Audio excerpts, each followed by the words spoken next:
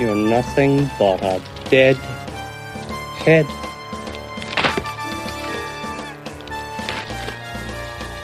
And no body. Welcome to The Good, the Bad, and the Sequel. This is the movie podcast where we're talking sequels, and we do it in two parts. First, an interview with an actor or someone involved that made the film worth watching. And the second, a discussion of the sequel, what they got right, what they got wrong, and how it could have been better.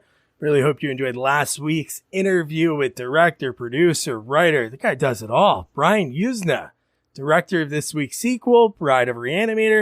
And the fact that everything on his IMDb was so cool, like Society and Re-Animator, but I love that he wrote the story for Honey, I Shrunk the Kids. What are the chances? Like, so crazy the way he came up with that. But man, this is in our unique films. This is just as unique, but a lot more, I guess, okay to talk about than Toxic Avenger 4, Citizen Toxie last week. But yeah, before we dive into Bride of Re-Animator, I would introduce you to my partner in the sequel watching journey, Jamie Riccardi. Jamie, how you doing?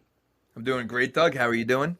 Pretty good, pretty good. Have you ever seen Re-Animator or Bride of Re-Animator? I have not. I've heard of both of them. Again, you know, when I was younger, I've heard of them. I thought they were way different than what I just watched. I didn't expect what I watched, and it's definitely one of those. I agree. One of those unique movies that I don't think I've seen anything like this before. But I have so many questions. I mean, I have questions with the title alone. I have questions. So, you know, we'll get into that. But yeah, I mean, I definitely wouldn't put it with Toxic Avenger, though. I mean, that movie. Oh, no, I know that. I'm just saying just the I guess, weirdness. But in this, they're like, I guess they're going for it in Toxic Avenger, but we'll get into all that. And we have a special guest joining us to discuss Bride of Re-Animator. Shorror, how are you? Hey, guys. I'm wonderful. Thanks for having me on. This is going to be a lot of fun. Have you ever seen this movie before, or is this the first time? So this was the first time I watched The Bride of Re-Animator. I rewatched Re-Animator yesterday, and it was, I'll be honest, it was a little tough to get through. It is unique in itself, right? So it's definitely got its own vibe. You know, I'm not going to lie. It took me about 3 different sittings to watch it, too. I mean, it took a while to get through as well. I'm kind of sorry that I didn't see the first one because I have a feeling this is more of a continuation than a sequel. Well, you are very wrong. It's really not a continuation. So we'll talk about the end of Re-Animator. I rewatched it yesterday. I was inspired. I saw Shorror on Twitter post that she was watching it. So I was like, let me take a stab at it because I haven't seen that in years. I remember renting that as a kid. So the end of the movie, Barbara Crampton, the lovely Barbara Crampton, who does not age, the end of the movie, she gets choked by one of the creatures that they make. She's dead. Dr. Cain, injects the serum, and then the end. She was supposed to come back for this one, but she was already a big soap star by then, and her agent said, it is beneath you. Okay, but is the cop from the first one? He was in the first one. So, yeah, you know what's weird? He aged so much in 6 years because the first one filmed 84, 85. Principal photography for this one started in like 1989. So he did age. So he aged pretty bad. Like he got big, he got old. So yeah. Okay. So he was in the first one, and the head guy was he in the first one? Yeah. The head, yeah, Dr. Hill, okay. yeah. Okay, so he was in the first one, and so it is a continuation. You know, how about the weird zombie people in the hospital? They were in the first one. Yes. Okay, so when you say I'm wrong that this is not a continuation, you basically named every single character that was in the first movie. Well, what I'm saying is a continuation. I'm thinking you think end scene like Halloween 4 to 5. He's still on the ground. That's what I thought you were talking about. But no, obviously the same characters, but the fact that Barbara Crampton, who is Meg, whose heart is throughout this movie, it's like she's not forgotten about, but sort of. I just meant like watching this for the first time without seeing the first one. They were just all like they kind of referenced the first movie a few times, and these characters, I was kind of lost a few times. It was just I think it definitely would be better if you're going to see this movie, you got to see the first one first, just because it kind of leads. Well, we can pause it. If you want to watch the movie right now, we could wait. No, that's all right. Listen, if it's as tough to watch as this one, then no, that's okay.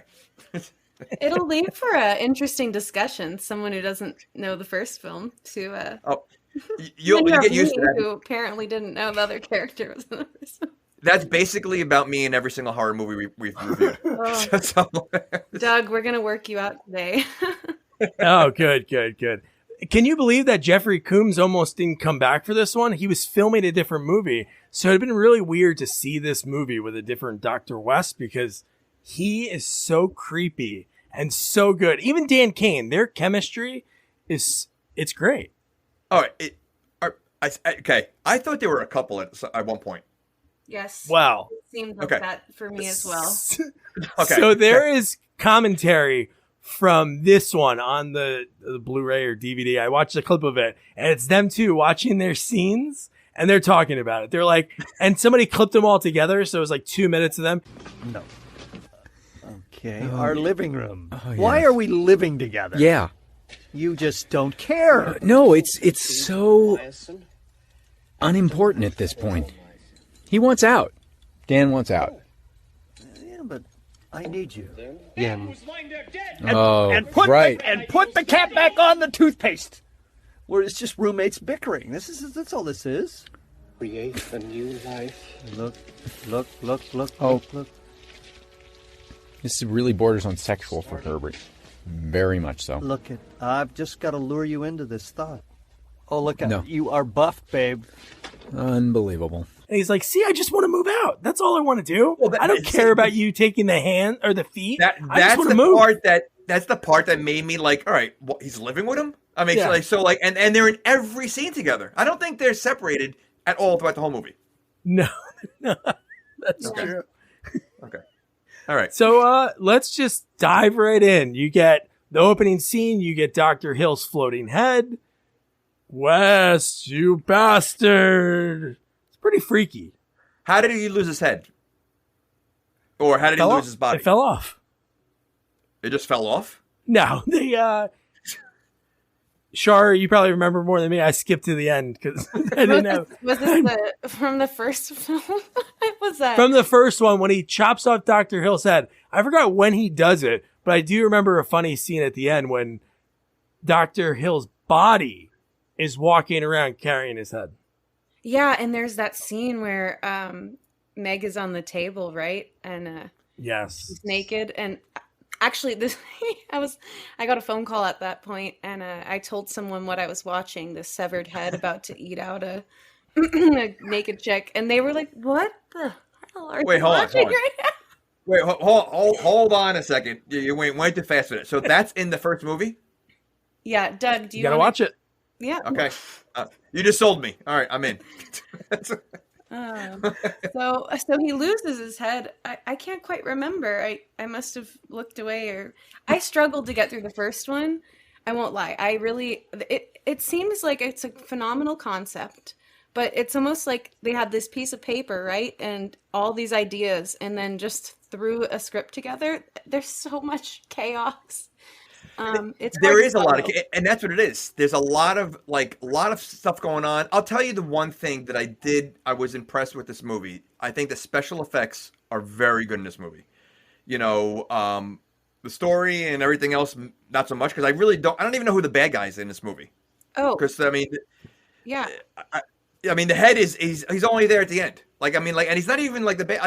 I almost think like Dr. West is the bad guy. Wait, did you say he's the bad guy or the bad guy? Well, it's Okay, true. It's not a joke. It's a real thing. When I said the special effects are really good, everything but that. Got it. Okay. So, And these are like legendary special effects people like Greg Nicotero, Cain BFX Group, who Tarantino always used in all of his movies. Screaming Mad George, who's a phenomenal special effects guy, worked on Nightmare 4. Nicotero does The Walking Dead, right? Yeah. I think. Yeah, okay. I loved when they were doing the the skull removal in the first film. Jamie saw Yeah. it, but that was actually when it came to special effects. That was really really well done with the fascia. They're tearing that and that sound, impressive. And then the rest of the film kind of just clutters along. And I think me and Jamie have seen this a bunch with these special effects movies. I think overall, I think there's something there, but it's more like, what can we do? Like, what can we do that's crazy? And this movie has so much along the way when it comes to that. But yeah, so we have a lot of the special effects to talk about. And I'm going to assume PETA is probably not a fan of this movie. Ooh, yeah, no, that was sad. I was very surprised at some of the scenes involving animals. I'll just leave it at that. Mm-hmm. Okay. So the opening movie, you see the floating and then boom, cut to Peru. So they're in Peru, and then they have a little quick blurb so everybody's filled in on what happened in the last 8 months, which is good for people like Jamie that didn't see it. Did you pause to read it? I did. It was a long story. I mean, I never seen a movie where they basically did a whole summary of the first movie, that you had to read. So yeah, I did read it, but yeah.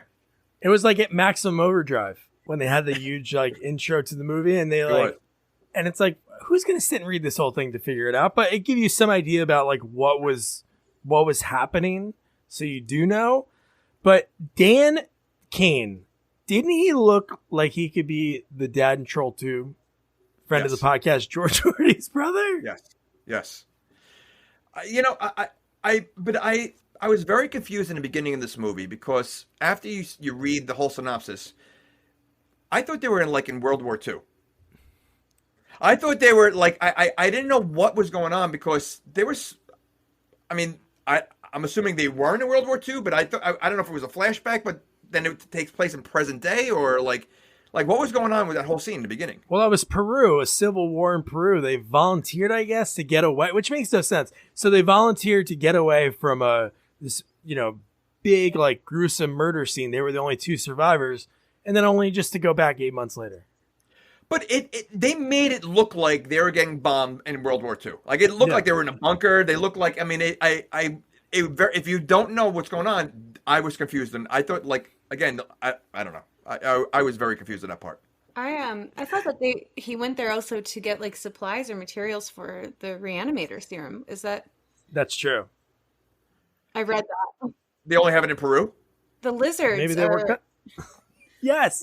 Mm-hmm, yeah. Okay. How he's dissecting the lizard later on in the film is links to the Peru aspect. Wait, so the serum only comes from lizards? It's part of the potion. Iguanas? Are they iguanas? Oh, I think they're iguanas. What, the pet store was out?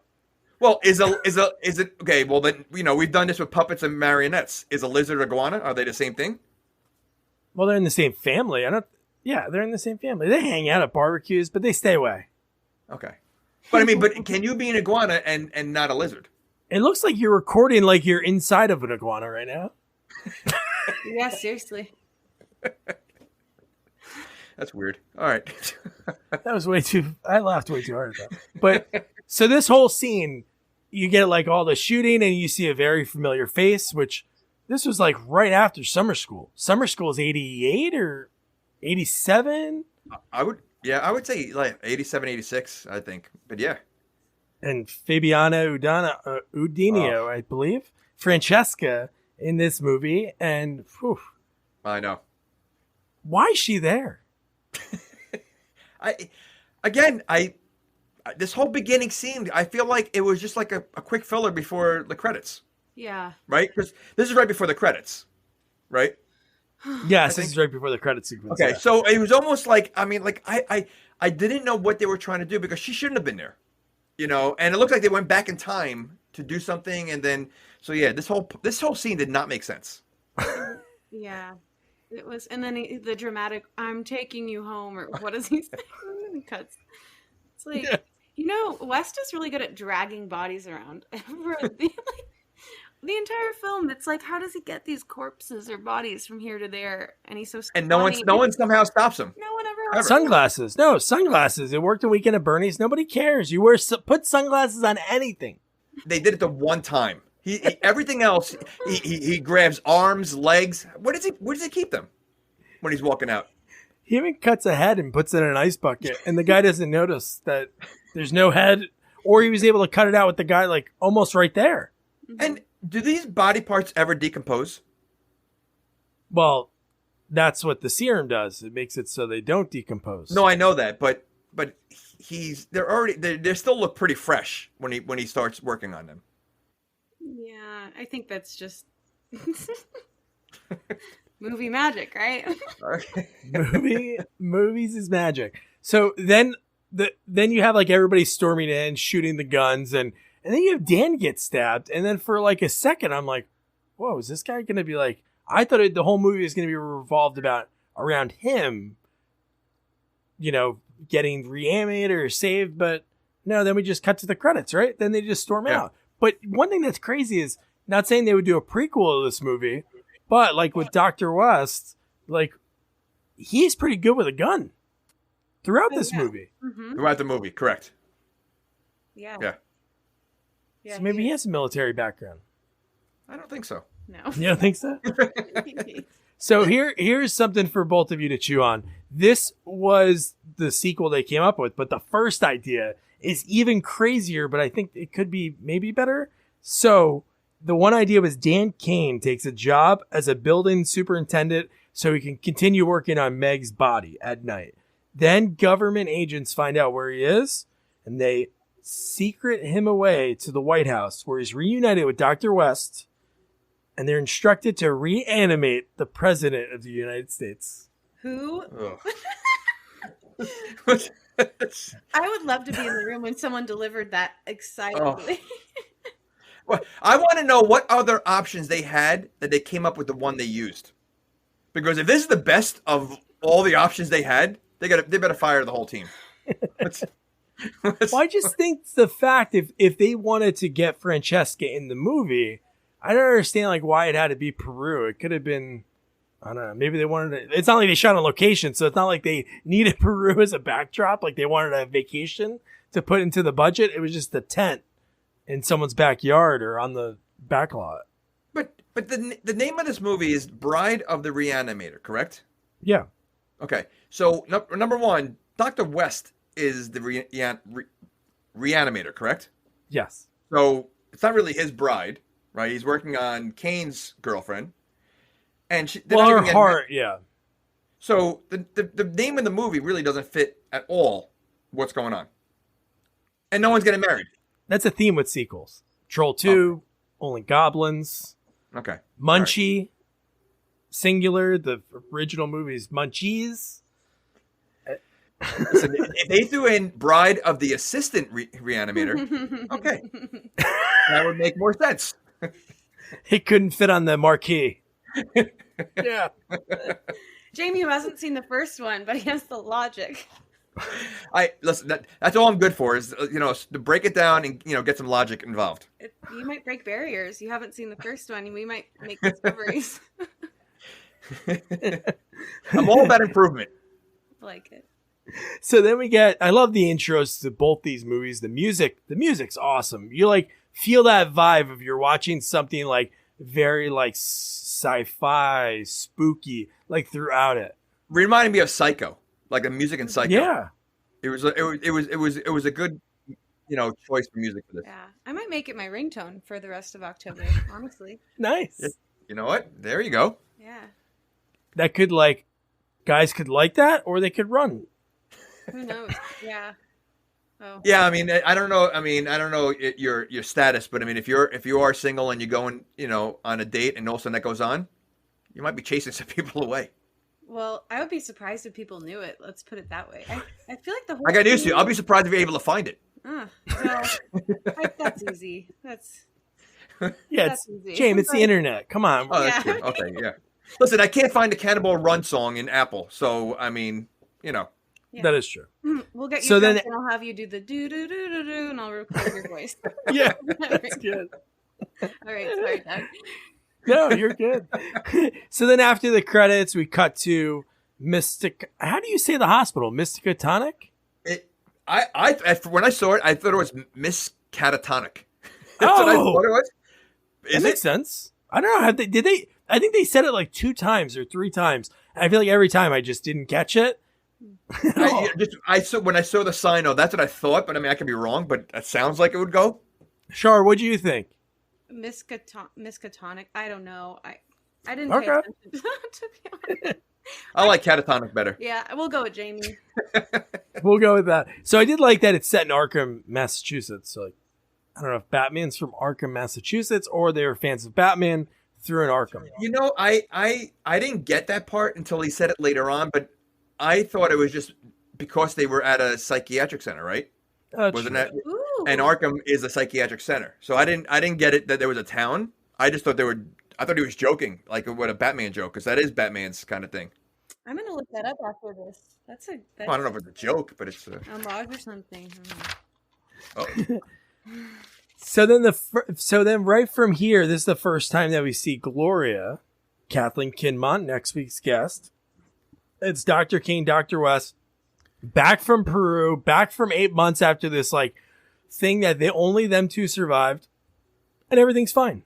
Are they scientists or doctors? Like, what are they? Well, they're both doctors, but I think West is like the crazy scientist. yeah.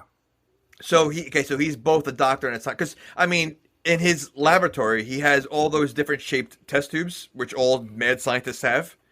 Which I never understood why they have to have like the squiggly test tube and all. Like, why can't they just have normal test tubes? Why does it have like their whole setup is always like weird, different shapes and funnels and tunnels and stuff. Maybe if you're evil, that's the one they sell you, so the cops know. So they know the difference between a good scientist and a bad scientist. This guy's a bad guy. So right from the get-go, Cain kind of like has something for Gloria right away, and then you have, as soon as she leaves for surgery, he looks at Dr. West and says she's not an experiment. So right away, like, obviously she's going to be the focal point of the movie, or is she? See, I thought he was like dating her or something. The way he was talking to her, he was like very caring to her. He actually picked her up to put her on the gurney. Doctors don't do that. Usually it takes about 2 or 3 nurses. I thought they were a couple as well. They totally made it look like they were a couple. I'd fall in love. I talked to Kathleen for an hour and I was in love. Listen, he throughout the movie, he's in love with the corpse and Velada Vagina, whatever her name is. What's her name? Yes. Francesca. Yeah, Francesca. So he's hooked, like wants to hook up with both of them. So I'm not surprised if he's also hooking up with some of the patients. There's sexual tension with Dan's character throughout the film. Every person he interacts with, you think he's in a relationship with, right? And Dr. West. Yeah, that's and the old nurse. Yeah, and the old nurse with the red like perm. Yes. See, so he definitely is one of those creepy doctors. Creepy doctor. Yes. So one of my favorite jokes in the movie, besides in our intro, the no body, was they only did it once, and I was really hoping it was a recurring joke. But when the cop introduces himself for the first time, and Dr. Graves looks at his badge, because he's like, I'm Lieutenant Chapman, and he goes, Leslie? They only did that one time. I thought that was pretty funny. You wanted them to do that more. I like that. I like that joke. I'm glad. I'm with you. Chuckled. I don't think we needed that joke more than once. Twice. Front and back. Use it later on when he's like already what he becomes. So then we have, again, right away, he shows up. How does this happen? Like, how does this come to be, like, as a cop when he just walks in and he has the head on, like, butcher paper? Well, he got it at a carnival, didn't he? Well, yeah, they filmed that scene. They cut that out. But this whole part, he's so normal about the whole thing. Like, Who, that should... The cop or the doctor? Dr. Graves, well, both of them. He's walking around with a head in a shopping bag, and then Dr. Graves looks at it like, oh my God, that's a guy I used to know. Yeah, but Graves has the serum, so I'm sure it's not the first time he's seen something like that. You know, the doctors. I mean, the cop's a different story, but I don't even know if he's really a cop. I don't know. Remember when I said it's like they had all these bullet points on a piece of paper? That's again where I'm like, I just went okay. Like it does. Yeah, you're right. It doesn't make sense. It's I found it. How? So you're walking around outside a circus or something? I don't know. Well, if based on all the creatures that we see in this movie, no one seems fazed by anything. Right. I mean, we see a hand with an eyeball, and they're not really fazed by that. So I mean, that. No, it's great, but I mean, no, I mean, if you saw that, listen, I get icky when I see a mouse. I mean, so if I see a hand with an eyeball, that kind of trumps a mouse, and they're not fazed by it at all. Yeah, there's so many odd scenes in this movie. I mean, I love a good satire, or I don't know, it's a horror comedy, but it's a comedy because it's like so bad. Yeah, I mean, I'm trying to appreciate. I think, you know what? To be frank, I think I'd appreciate it the more I watch it, because of just how erratic it is. But trying to take it serious or download it at first in your brain, you have to accept it for the monster it became. Well, you have to okay, so look at it from my point. I had no clue what I was getting into. I mean, I didn't see the trailer for this movie. I had no idea it was a comedy or, I just remember the title as a kid. And I was thinking it was a horror movie. It's not really a horror movie. I mean, it's as much of a horror as Saturday the 14th. It's just a little more gross. Yeah. No, that is true. And that's most of Brian used in his movies, like Society. You have those effects that are just, it's more art. It's not there to like gross you out. Maybe the blood going everywhere would make some people, squeamish. Wait, you mean when they're dissecting a bat and like everything's squirting all over the place? That's not gross? Oh, poor plastic bat. Plastic bat. No, that was savage. I wrote that in my little notebook here. That scene was like. Okay, that was savage until I saw the dog scene. I mean, so I've never seen a scene like that. I don't think ever in a movie. I mean, even in John Wick, they don't really show you kill the dog. This was brutal. Yeah, no, it was. So then you have Dr. Graves just shows a cop within seconds the room. He's like, all these are from 8 months ago, and they're not decaying. And it's like, would you just show? I guess he's a cop, so you want to show him all that, and then from there. They talk about how about the ballet dancer? So he tells this guy about the ballet dancer. He goes, she couldn't cut it, so she cut off her own feet. I'm like, holy sh! And he giggled about it, like that was funny. He's crazy too. Oh, I think everybody in the movie is crazy. I mean, they are. But why are they keeping body parts in bags? Like, why haven't they got rid of it? Police station. They had it like a police station does with like. They did like it's evidence. But what's the evidence? An arm? That's an evidence. Yeah. Like literally, they had every body part imaginable in that closet. Well, it was associated with that massacre, so it was like a little archive for whatever chaos occurred that day. I guess that's what I picked. And I love how they put it's like they crumpled up trash around like the studio and put it on top of everything. Well, the way they treat garbage in this movie, throwing an arm into the garbage pail, a head into the garbage pail, garbage is very, anything can be thrown in the garbage. Yeah, no, I meant how they tried to age it. Like there was like dust on top of everything, and then the bags are open. It was odd. It was weird. What was his? Well, I just want to know what kind of benefit can having an arm from a massacre be? Like what? Literally. Or the heart. What are they keeping the heart for? Well, wasn't it because the tissue was staying active and that was a curiosity or something? Well, that's probably why. That's exactly why they were doing it. It was all from one place. Like it was all from the massacre. Like people die every day. I'm sure that's the guy. They work in a morgue or whatever. Because the first body he shows with the sheet had no skin on him. Mm-hmm. Yeah. Right when the cop, which I don't know why that body had no skin on him, because he lifts the sheet up right away and shows that the cop looked right. Yeah. Wasn't that there? Yeah. I don't know, but doesn't Wes sneak in right after, or am I missing a part, Doug? No, he already took it. He already took the feet because the lieutenant asked, "Where are the feet?"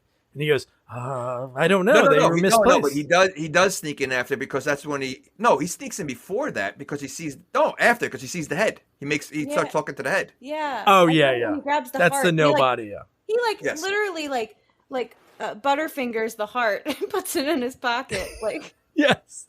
Well, that's what I mean. Like he walks out with feet, legs, arms. Where's he keeping it all?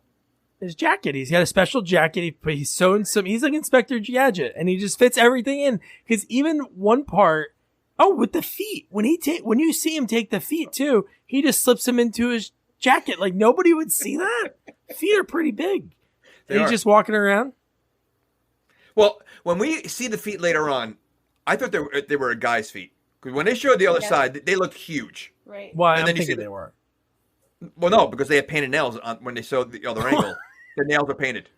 Well, for a ballet dancer wouldn't have size 15 shoes. Yeah. Want to shop Walmart Black Friday deals first? Walmart Plus members get early access to our hottest deals. Join now and get 50% off a 1-year annual membership. Shop Black Friday deals first with Walmart Plus. See terms at walmartplus.com. So what do you both think when it comes to that room, that access to that room? Obviously, Dr. West is a doctor there. He has keys for everything. Did you notice anyone can go in that room? Because even Ernest, the tropey, creepy guy who's ready to go to the disco, I don't know what he's doing. He randomly he has access to every room. Yeah, I don't think there's locks on any door.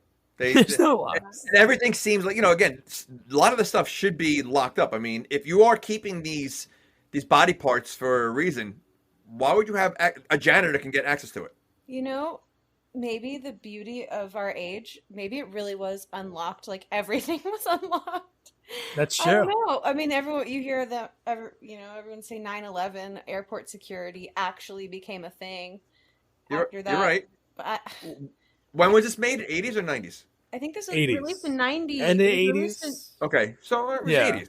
Everybody's more free back then. But yeah, you're right. I mean, this room, even later on in the film, there's so many things where it's just like full access. You just come on in. Anybody wants to take a hand or Jamie, this movie is just top Oscars material. So then we got Dr. Cain, which he should be used to Dr. West just taking body parts. Like, why is he so pissed when he comes home to this crematorium house that's attached to a cemetery? Why is he so shocked that he sees feet? Was Dr. West the reason why there was a massacre in the first movie? Oh, yeah. Okay, so that's why. No, he should know that. No, he should be used to it. He was pissed. He's like, oh, not again. He's happy about it. Well, I think because what we said, a theory was that they escaped because of that whole thing. So he's almost recreating the initial problem that they had to run away from. But I don't know, maybe, you know what? West seems like a druggie to me because he gets excited. He puts anything and everything together. There's a scene later on in the film where it's like he's fiending to use this, Re-Animator on anything. So maybe he relapsed, and that's. I think it's part of his god complex. Like he wants to be like a god. He's creating life because he obviously knows the serum works. So why does he keep testing it on different body parts and creating these monsters? Yeah, because he can, exactly. And to the saddest part of the movie where PETA is going to get upset, and the fact that this iguana, survived the trip back from Peru.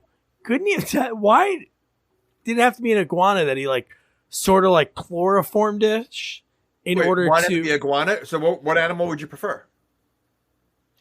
Which one would I want dead? Welcome to which animal would you want to see die on film? I don't know.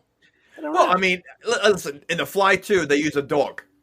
No, yeah. I'm pretty sure they say that the component of the iguana, I can't remember what part they extract, is the life source of the Re-Animator. So he adds it to all those other chemicals that they list afterward, but it's that one particular extraction that makes the Re-Animator. So that was my take from it.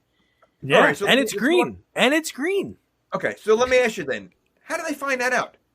Oh god. Yeah. Would they go through 15,000 animals until they found the iguana, and they're like, you know what? Now this is what we've been looking for all this time. Doug, do they explain that in the first film? Did I miss that? The discovery? I think thing? I missed it too.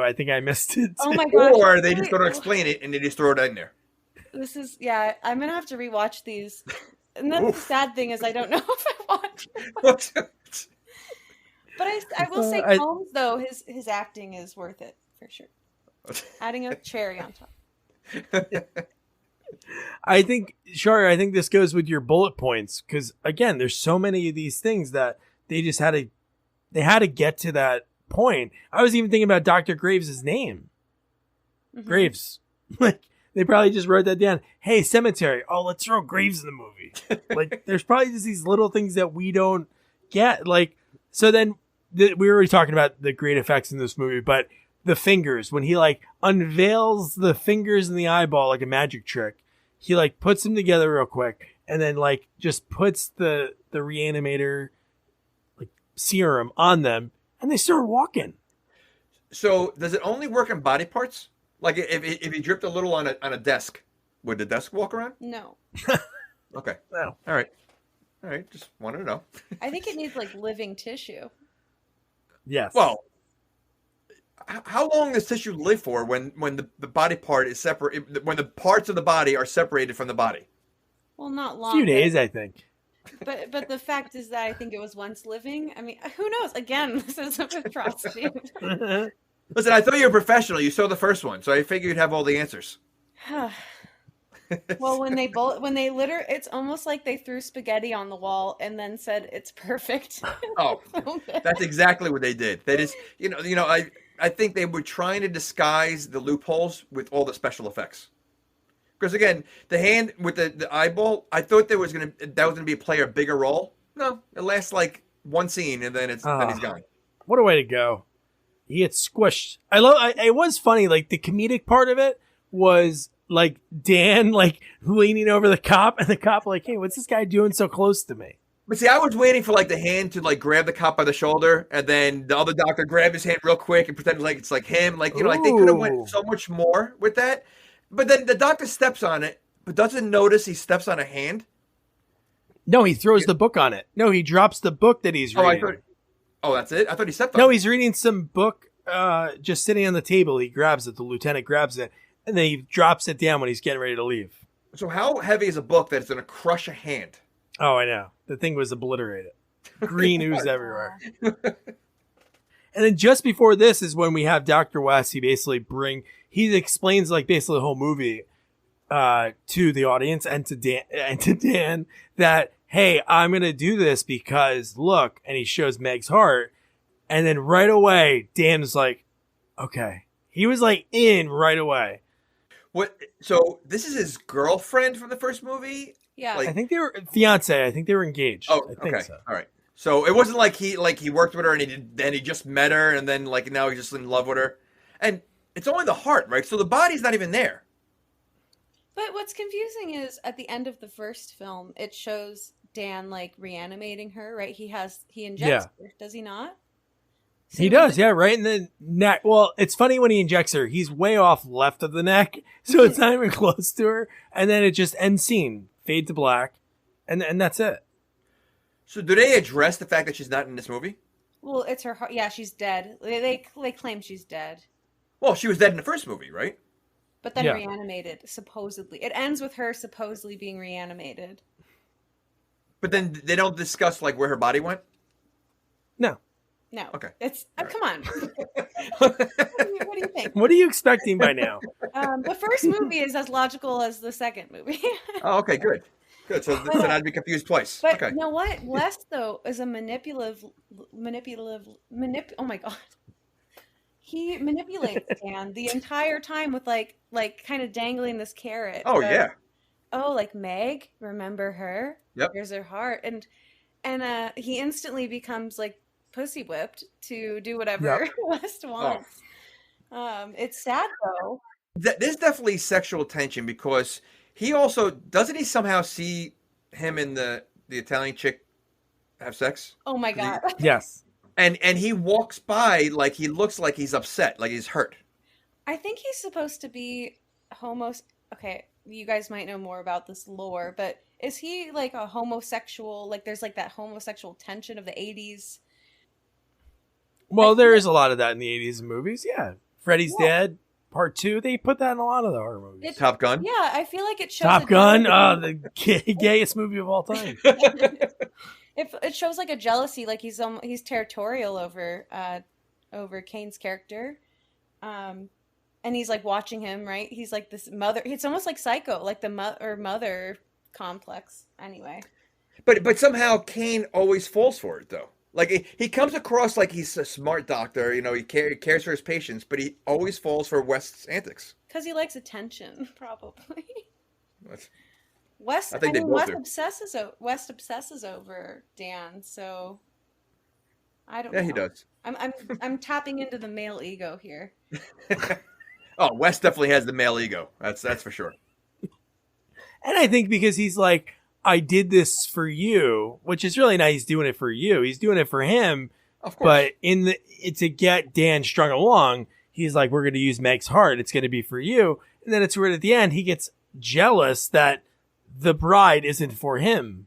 So it's kind of confusing. It's like this weird cycle that he's in. Mm-hmm. Well, not for nothing. After you see the bride, why would you even want her? Well, he was saying how beautiful she was. And I'm like, oh, okay, buddy. See, I expected like for them to all get excited about trying to fix this woman. I thought like, you know, somehow the serum will make her a woman. No, she looked like a monster. Mm-hmm. And that's how they like came to choose her. So like for the role, like, and it was pretty cool. Like one of the things that Kathleen talked about, and here's Brian talking about it. It's pretty cool. And when she's being rejected by Dan, I mean, it's very emotional to me, you know. So actually, after that movie, when it was over, I thought, you know, I should have done more. She should have had a bigger part in the movie, you know, because she's the best character of everybody. She's the one that gets my attention. And she's got she just shows up at the beginning and the end. And so that's a little bit why Return of the Living Dead 3, I took that character and made the whole movie. Yeah, buddy. Yeah. So that's what he did with that. But just before that, he talks about like he needed the size, and Kathleen, model, beautiful actress, super tall. And one thing she said that was pretty cool, she was like, for her to get this role, it was like, you don't see a beautiful actress like play a role like that, like putting all the makeup on.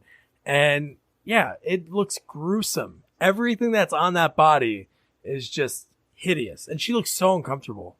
Yeah. Oh, she does look. It's got to be uncomfortable. You know, I mean, no, that's.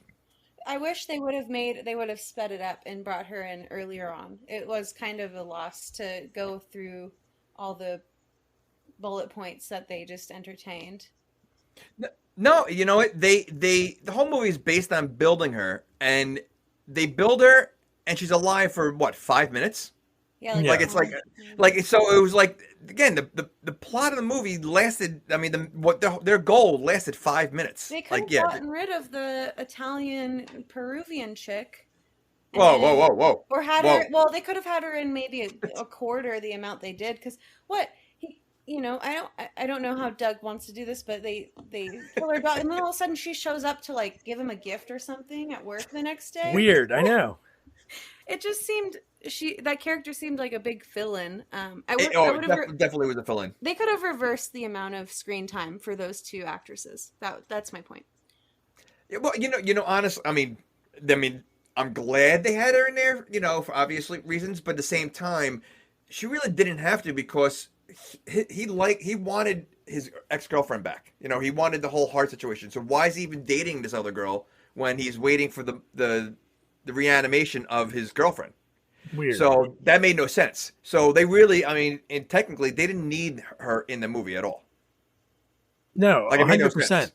And then that's like what I said to Brian right after that, and then we'll get back into it. But I was like, because he had a regret when I mentioned, oh, I talked to Kathleen last week. He was like, oh, what did she have to say about working with me? And I told him exactly what she said.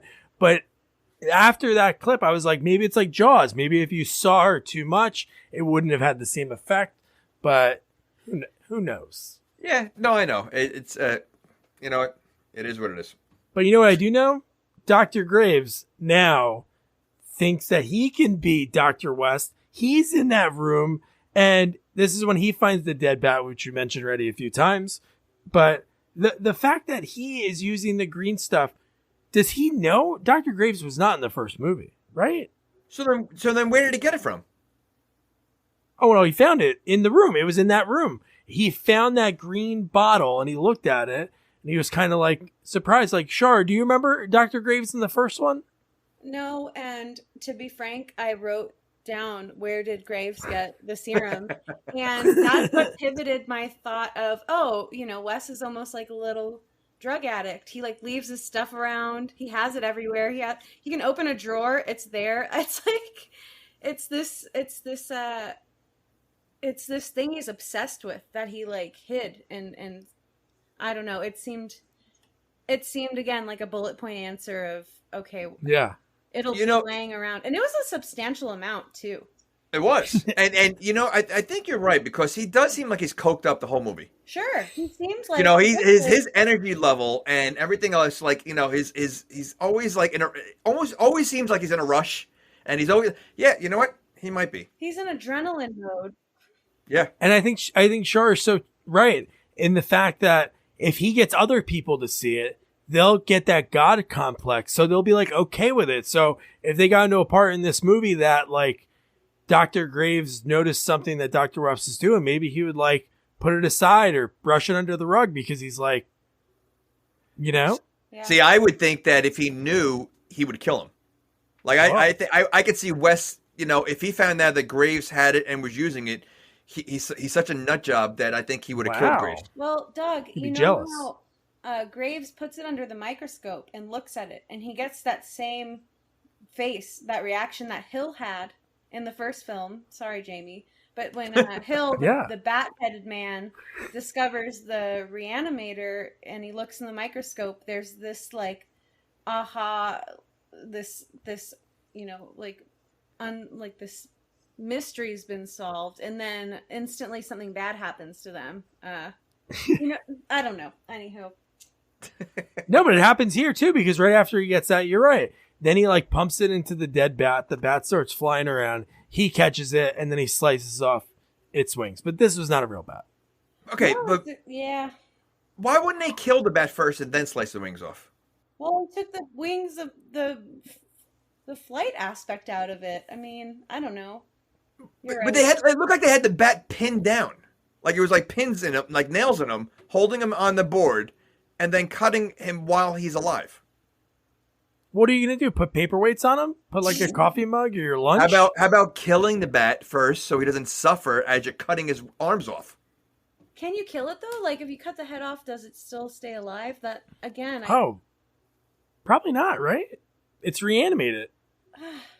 Oh, you're talking about after it's reanimated? This was a reanimated Would it really die? See that? Okay, so that's a good question. So that's something that's reanimated. If you cut like the arm off, is the arm still moving around? Like is our body parts still moving around? Or do they have to all, depending on what they originally attached to? So these are questions we're not going to know. Does it have to work like a normal body? I would love to hear a listener like yelling at us right now. Be like, did you guys really not pay attention to this one? You guys didn't read H.P. Lovecraft, you nerds? We had that for one of our movies. Someone said, "Oh yeah, a few of them." Yeah, we're so off base on what we're saying. Yeah. Oh, if anyone is listening to this and they are like, dudes, come on, tell me everything, fill me in. Be harsh. I don't care. It helps me. You know what? Well. I enjoy getting like feedback of the truth of Yes. because again I'm this is all speculation for the most part for especially I mean I've never seen the first movie, so when someone can correct me, by all means correct away. Go for it. Yep. So then we talked about a lot of these scenes. We talked about Ernest, the morgue employee. He has that outfit looking like he's going to the club, and he's easily convinced to, hey, Ernest, yeah, they need you upstairs. And in seconds, Cain and Wes take the body with the sunglasses. And the fact that everyone outside sees the because the dog, Francesca's dog that she brought from Peru. What is it with Peru animals that get killed in this movie? Well, the fact that she brings the dog. First of all, I felt like she just met him in Peru for the first time. It seemed like that, yeah. Right, and then so like they go on a date and she brings a dog right to his house. Who does that? I thought the same thing. It's weird. It's odd. A psycho. And Really? I know this is our first date. This is my son, Tim. Yeah. Why was like the blood on his feet and like the dog? They made it very clear that he's like insecure about the blood on his shoes, and the dog doesn't bring any attention to it. I didn't realize the dog was even on the date until the dog gets murdered. I was like, when did the dog? Oh, you didn't see the dog walk in with her? I didn't pay. No, I think I was. He said you look great, so I was looking at her to be honest, and then the dog's there, and I was like, oh, okay, I guess I missed the dog, but they made such a pivotal, like pay attention to his shoes, and then nothing came of that. She didn't point them out. Yeah. We already knew what he was up to. I thought that was again a waste of. I hate to be mean. I want to love this film. I really do. I just. Listen, it is sometimes you just can't love. You just can't. It's not in my nature to bash, but before we recorded, I told you my heart. So well, it's not. I don't look at it as bashing. Because I mean, there's been very few movies that we really bashed. I just think it's just asking a lot of questions that just don't have answers. Yeah, who would have thought you make a movie in 1991, I think 90 this came out, and you have people 21 years later breaking it down, and then again they got a movie made. They're a lot better than I am. Yeah, the three of us putting this together. Oh yeah. Well, if we had this podcast when this movie came out, we wouldn't be having the same questions. We'd be looking at it in a whole different way. But I guess with technology and how movies have changed since then, it kind of changes your perspective on how you watch movies. That's very astute of you, Jamie, because Thank you if very we were much. reviewing this 20 however many years ago, we would be 31 years later. I can't even do math. Yeah, 30 years. Oh my goodness. Wow. We sound arrogant. Yeah, right? So, one part that I don't know if I want to say I enjoyed it, but how crazy, again, Dr. Graves seemed very okay with the body part room and all that stuff, right? He seemed like he was totally, like, fine with it. Bat flying, he did get freaked out a little bit. Then he's like, oh, let me use this green stuff on Dr. Hill's head. And, dude, Dr. Hill is crazy. Because, dude, when he comes back and he starts talking to him, I love the line that he says to him. I saw your, what was it, Austria or Auschwitz or some city? He's like, I saw your dissertation. He's like, oh, yeah? And he's like, and I thought it was the worst thing I've ever heard in my life. I love that. He said he saw him at a conference in Zurich, which is something I literally participated in. And I was like, that's the meanest thing you can ever say to your colleague. That's pretty much like, oh, I've seen you on Twitter. I've seen your podcast. You suck. It was mean. Why does he have his mind all together, yet the other one, the cop walks around like a zombie and talks like a zombie? Like, why is he so intellectual, reincarnated, whatever, or reanimated? But some, like the bride, it almost talks like it barely talks. Like, or the people at the hospital that are weren't they also part of the? I have a theory. Okay. A Shorror? No, Doug. I'm a guest. Okay, I was gonna say from that special chloroform stuff that like makes you just have a heart attack. Like those other people died of I guess, different illnesses. But that guy dies. The lieutenant, we can talk about it now. He goes to the house. He like breaks into the house. He's like sitting in the living room, which is super sketchy to just do that. Like that's why I said he's not a cop. So, but go ahead. So I think it's because he died and then it was immediately reanimated. Like the time frame was what, a minute? Not even. It was so fast. I don't know if the other ones were that fast or not, though. Yeah, but wouldn't it be the opposite? Like, I would think that if you die right away, your mind's still kind of there. But if you're dead for a few weeks, that you're like more zombie-like. But that's why I think so. The lieutenant got murdered and then was immediately reanimated. Then with the bride who was acting, like she really was a homage to what Frankenstein's bride. Yeah. She was going for that, but she was made of random body parts, where this guy was one unit. What, you revive him a couple minutes later? It wasn't even hours. So maybe he still had function, like his cellular function wasn't as decrepit. I don't know. Yeah, but then what about the head? The head, yeah, because the head was. I mean, the head. I mean, he talked like he was a professor. Jamie, I love it because you're asking the real questions. The plot hole. You found one plot hole. Oh, yeah, one plot hole. So, I have to ask, Doug, did you interview, and pardon me, I don't have his name written down, the gentleman we just had the clip of. Did you interview him privately? Well, yeah, was Jamie there to be like, dude, what were you doing? No, Jamie was not there. That's what I meant. Jamie would ask the real tough questions. The camera pans to the right. Jamie's sitting under like a street lamp, and he's like a detective, and he's like, so tell me the truth. What's going on with this lieutenant? Why is he like a zombie, but Dr. Hill is speaking like a professor still? What's the deal with that? You'd be doing like Seinfeld bits. Dude, Something tells me that the interview wouldn't last long. All right, dog, I got to go. That's it. No, you would probably... I actually listened to an interview with that gentleman, and he's really passionate, and he seems like a sweetheart. I'm sure you enjoyed talking to him, but you probably would have gotten a 20-minute answer that never answered your question. Let's just say that interview, longest one ever. So far. That is awesome. 2 hours and 15 minutes. But we just mentioned, we went ahead a little bit when it came to the lieutenant, to break that down for Jamie, what the zombie rules aren't really in this movie. But one line that I did love by Dr. West was right after Francesca came up and said, how about I cook you dinner? And then why wouldn't then he be like, no, my house is like a shit show. Don't come here. He's like, sure, fine. And I love his line. He like says it like out of the side of his mouth. Don't let the little head rule the big head, Dan. Yeah. That was funny. But yeah, you're right. Why? He's going on a date with her. Why would he bring her to his house? Knowing that he's got creepy West there and, the whole secret lab. Like, how about go to a restaurant? She didn't want to. She said, I have to cook you know why? for You can't bring a dog to a restaurant. That's true. Pet friendly wasn't a thing in 1990. So how about the next part? The lieutenant sees them talk. Obviously, they're going to have dinner, so they know each other. Within seconds, this freaking guy's like, oh, I want to go interview you.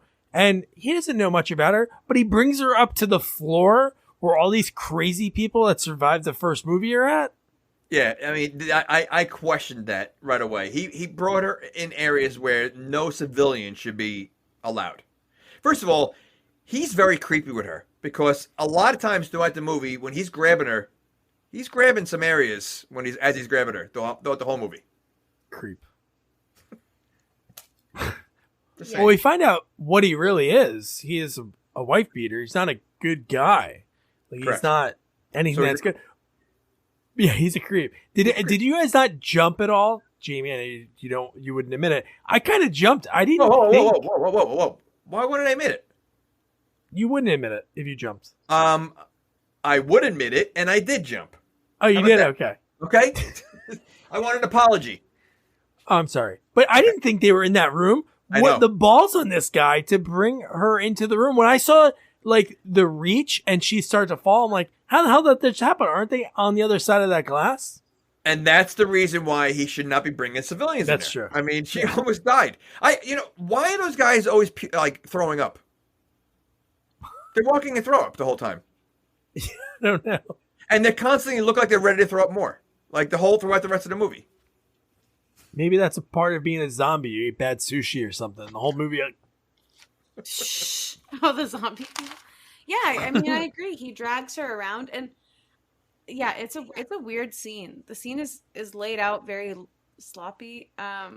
He's like, "Hey, I just met you. I don't like your boyfriend. Let me show you why. Let me almost get you killed. Thing that's gonna attack you.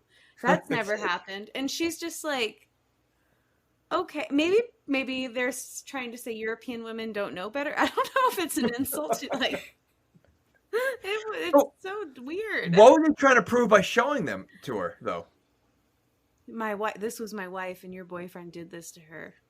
She's like, "Oh, okay." I mean, that's how I took it. Like, wouldn't she have said, "I don't even know this guy. I met him for a second in a medic tent."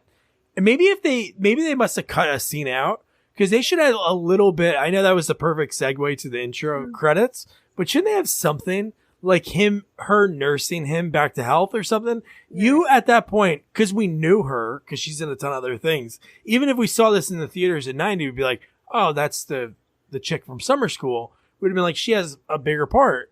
But if not, I would have thought she's just someone that stumbled upon this tent. What's her occupation? She was a missionary or something, I think. That sounds right. I read this. I had to read like the summary of the film because I was so confused before I came on. So she's an Italian in Peru. So that's why she goes from being Italian and Peruvian. That is. So that's how they explained it. Yes. Okay, so she's a missionary. I'm guessing. Someone listening to this can scold us if we're wrong. Well, speaking of missionary, foreshadowing, because she says, "I'm going to cook my dinner for you. Where's your kitchen?" Which this kitchen has to be disgusting. I don't see them ever eating or cooking together. Or cleaning what they use. Oh, exactly. And how did Dan forget that she was coming? He was like shocked that the doorbell rang. But anyway, she's doing the sauce and she goes, "This is my special sauce." They both lick the spoon. They make out.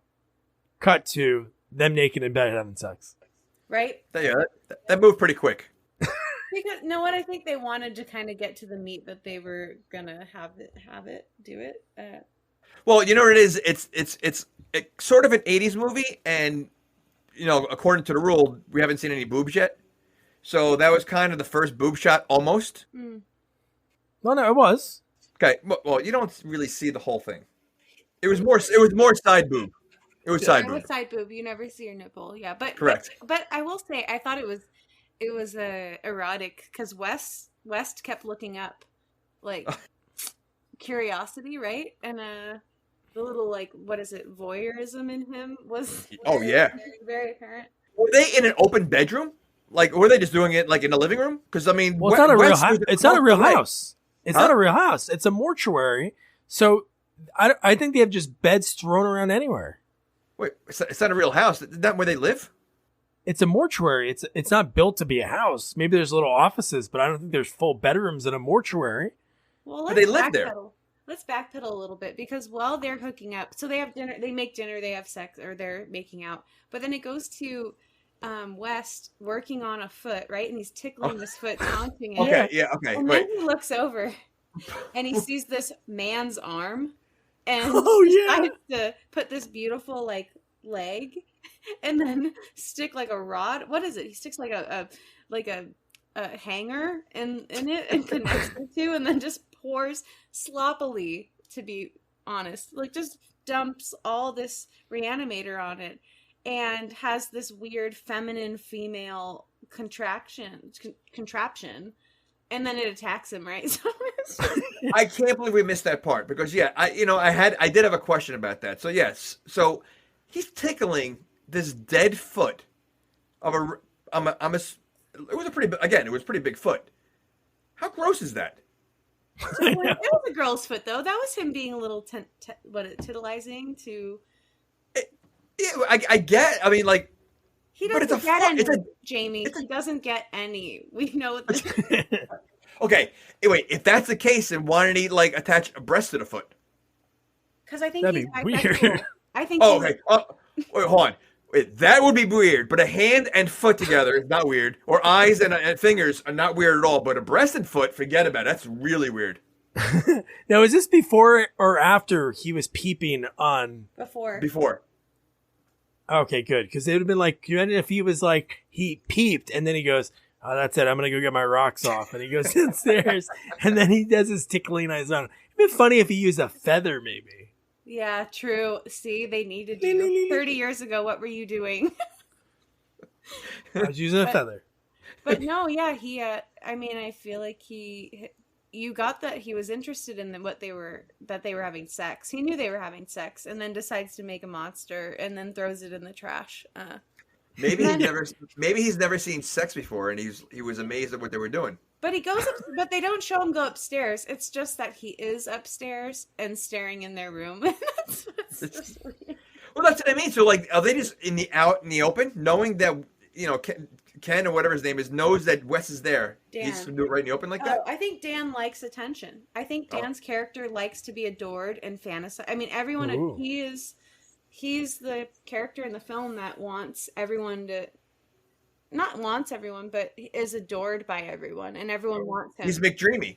Yes, everything is jealous about him. He's McDreamy. Okay. So he's like, pretty hunky, he's I would say. Much. I know you want to be in here, West. And then after he's watching, then that's when we talked about he goes downstairs from that after he's like maybe getting aroused, maybe upset. He sees the lieutenant, and then that whole scene we talked about where he gets reanimated. Well, the lieutenant, who supposedly is a cop, bullies his way down without a warrant to go in, and Wes is trying to stop him. Like 3 or 4 times, because he blocks the door to go down. Yeah. He somehow runs past him down the stairs. Like a little kid trying to race his brother. Yeah. And he does it there, and then he says, I wouldn't open that door. The door was open. There was no, like, the lock was not locked. So all he had to do was like pick it up, and then the fight ensues. He uses that chloroform that we mentioned, and then he reanimated right away. But why would they reanimate him right away? I don't understand that. Well, because he said, I guess, so he was missing, so he could walk. I think they said he could walk away from here or something like that if they reanimate him. No, I guess that makes sense because I'm sure he tells other cops if he's still really a cop. Right. Maybe he's not a cop anymore. But they know that he's on the tail of these two and investigating it. Right. But I don't know if maybe like bury the body somewhere, move the car. No, let's just send him back as a zombie walking. But he acts like a zombie, yet he's smart enough to put a padlock on the door. Right. That is true. I think that logic has to do with how quickly they reanimated them. But again, you pointed out the Hill guy, the Dr. Hill, who's the Bathead. And he's just as aware. So I don't know. Yeah, I don't know. Now, it is. So Francesca's alone upstairs at this time because Dan runs downstairs and the lieutenant busts through and then, like you said, locks him in there. And then it's just Francesca like, Dan? And you just have this lieutenant sitting there on the couch, like in pain. And she's like, are you okay? First of all, I wouldn't approach him. But what a way. The dog. Oh, wait. Does he lose his arm yet? He lost his arm already. He already macheted off. Yeah, downstairs. Yeah. Okay. But, dude, the dog was just one of the greatest effects I think I've seen. It was, but it was brutal to watch. Like, I mean, like you don't see things. I mean, yes, you see someone kicking a dog or whatever, but like this was like he was swinging that dog around so hard that his paw popped off. Ugh. Oh, it was brutal. Yeah, that was a tense scene, but I'm not gonna lie, I appreciated it. I did think PETA right away, but but her reaction was a little lackluster. Like she's just like, oh no, like just I don't know. I would be calling the cops. Well, he was a cop. You call the number, you're like 911, and it rings in his pocket. No, but yeah, she didn't have that emotion. She cared more. Again, Dan put her in this situation. Well, really, she knew how weird they were. She walked into that medic tent, saw Dr. West shoot a guy in the head, and she thinks, oh, this is fine to spend a night in this house. So, yeah, she had no emotion towards that dog dying at all. Her emotions in the movie are up and down when it comes to Dan. Yes. Like, you know, she thinks he's creepy, but then she wants to date him. And then he's creepy again, but she's so full of like up and downs with him that I don't think she realizes what's going on. 100%. No, there's a point that she's so pissed at him, you're thinking that she's going to do something for him. Yeah. And no, she's in love with him. Yeah. Well, he is hunky. No, yeah. I love him. Is this when, like, so they break up at that scene, right? Because the dog gets killed, then... I don't know, Doug, were you going to say that he puts the hand on the dog? Yeah, I love that. That's when they break up, when she sees the hand on the dog. Yes. She reaches down to pet her dog because she sees that her dog's like missing, or I think she actually notices Dr. West like holding it. Oh yeah, he's holding it. So what I think she was crying in Dan's arms, and Wes saw the dog, grabbed the dog, ran downstairs, attached the hand to it while she was still being consoled by Dan. Well, we didn't know about the hand. All we heard was "arf, arf," and she was like, I think you saw the hand down there, right? Or no? Oh, I don't remember seeing that. I don't remember seeing anything. Cut the lieutenant's arm off, or the hand off. You saw it in the basement, so you did see it. I guess why would I think that a hand would go on a dog? Maybe in my head. Again, you saw an eyeball and 5 fingers. Because West is like this. He's like rock hard in his little laboratory, and he just looks at things and he's like, what can I put together? I mean, the logic on that was the scene when the dog in the hand that I was like, okay, this guy has like a drug addiction. Like there's an addiction to him just marrying randomness together. There's no logic or efficiency. He's like, oh, it's missing an arm, I'll put a hand, and he gets the look on his face is like, I'm gonna click on this. Like he just has this like happy grin. He's like a kid playing with Legos. Yeah. You know, building things with Legos and what he can, put together. He's got a child's mind of what he can create. But could you imagine if you were her and you went downstairs, you heard your dog that's dead? It's like Pet Cemetery, and you're going down. You go to like open the door and he's there, and then you see your dog. You go down there. And you shake your dog's hand? Human hand? Yeah, but you know how convenient a fetching would be? So, I mean, she seemed upset about it, but I think that'd be a cool thing. A dog having a hand. But it could scratch itself. To scratch itself, fetch me a beer, open the door, let yourself out. Are all the things that are reanimated like aggressive, but it's like it's selective when they're killing machines, right? Like in the first film, there's one reanimated body that kills the dean. Yeah. And that's like unhinged. But then this dog is all of a sudden nice and then aggressive. And then you have the detective who's like normal. I mean, it's really... There's no rules. No. No. But that, honestly, I think this movie, and we've seen it with, I think, Terror Tunes. It's like, you know what? The plot is okay, the movie, but let's just see how much special effects we can put in there. What weird things can we put together to show the audience? It's all about, because there's really there's no need for a lot of this stuff, but it's cool to see, so they want to show off their skills.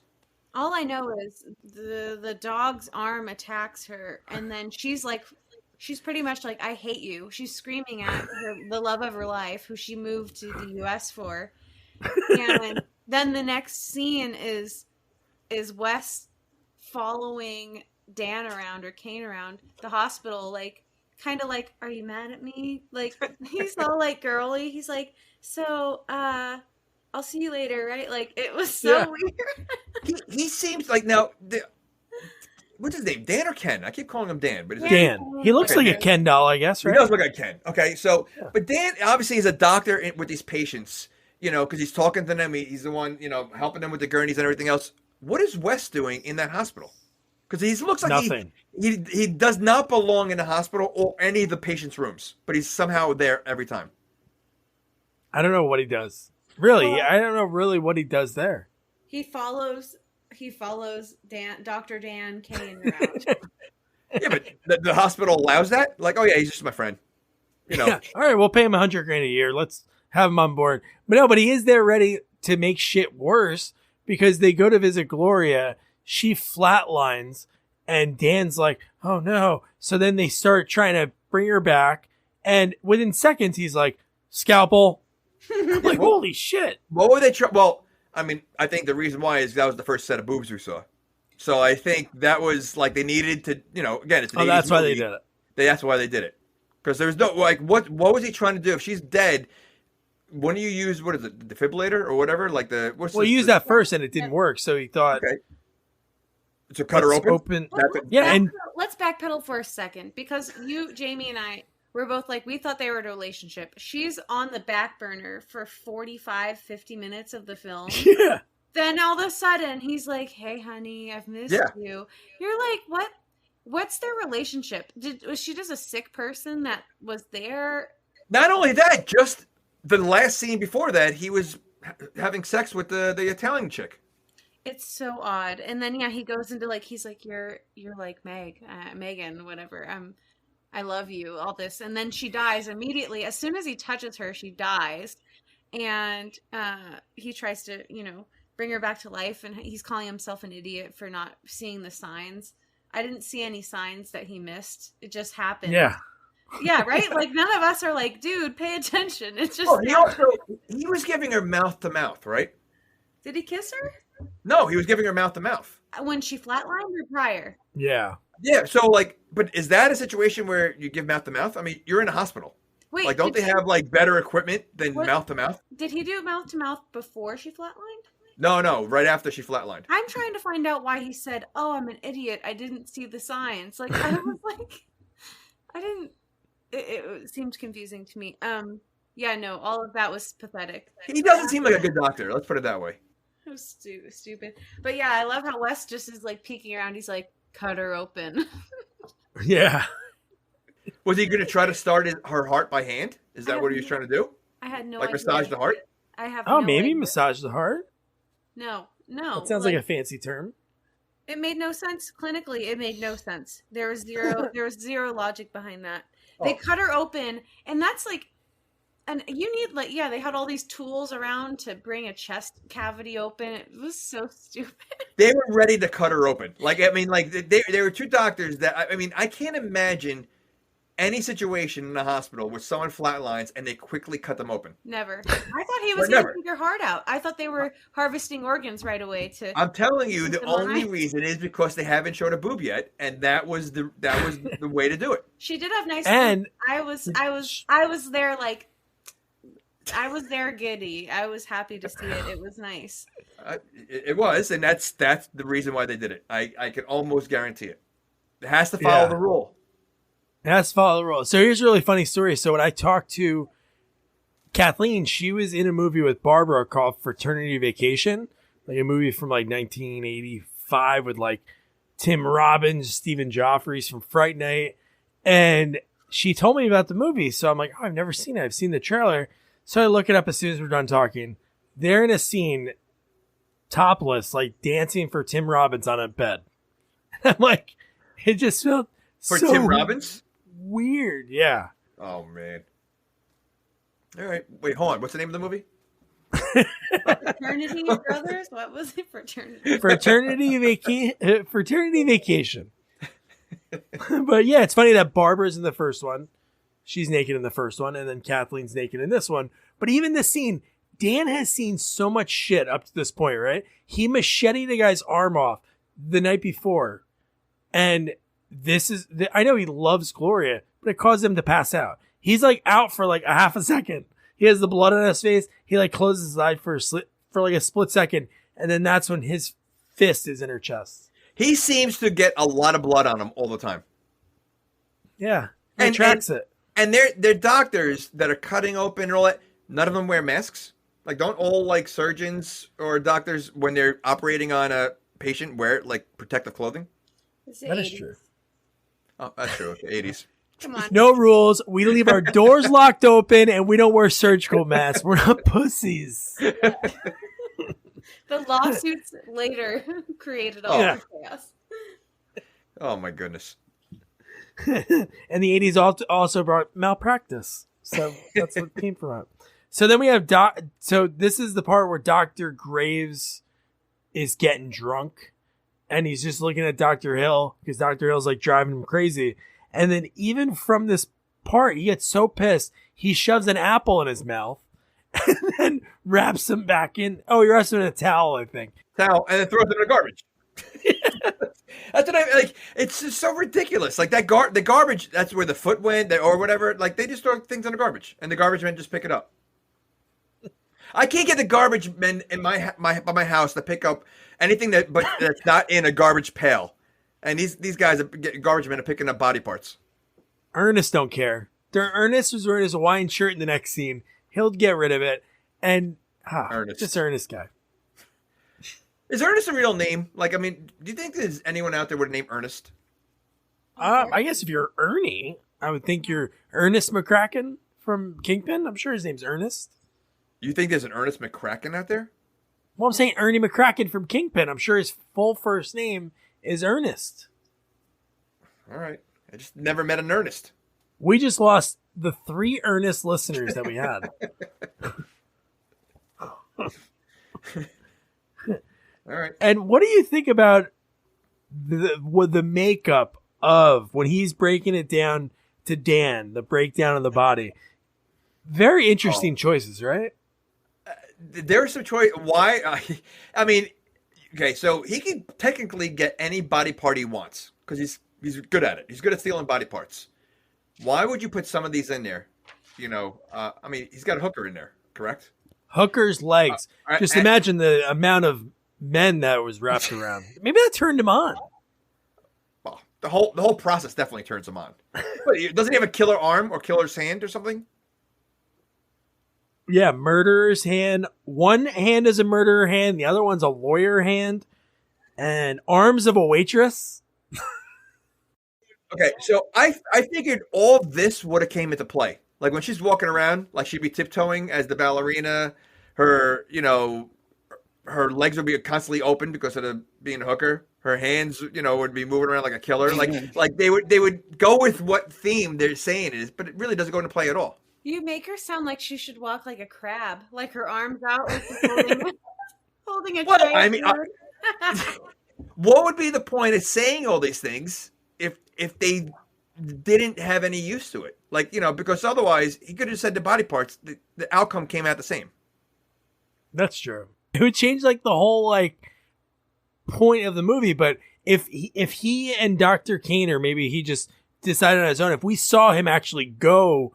Not take him at the hospital, but if he went out and sought these people and almost like a Repo Man-ish, like went and said, oh, I want Hooker's legs. And then he stalked some hooker to take the legs and maybe did it like that. But it was just weird, the choices that he made. Well, okay. So where did he get these parts from? So if he's getting hooker legs, is he cutting the body in half or are these legs just left around? I don't know. If you want my feminine perspective? I think Sure. that as ballerinas are graceful, so that's a feminine foot thing. The legs of a hooker, you know, the whole like Captain Morgan female, like, yes, you know what I'm saying? Christmas Story leg, and then what was it? The masculine hand? Murderer? Was that what? It was murderer hand and a lawyer hand.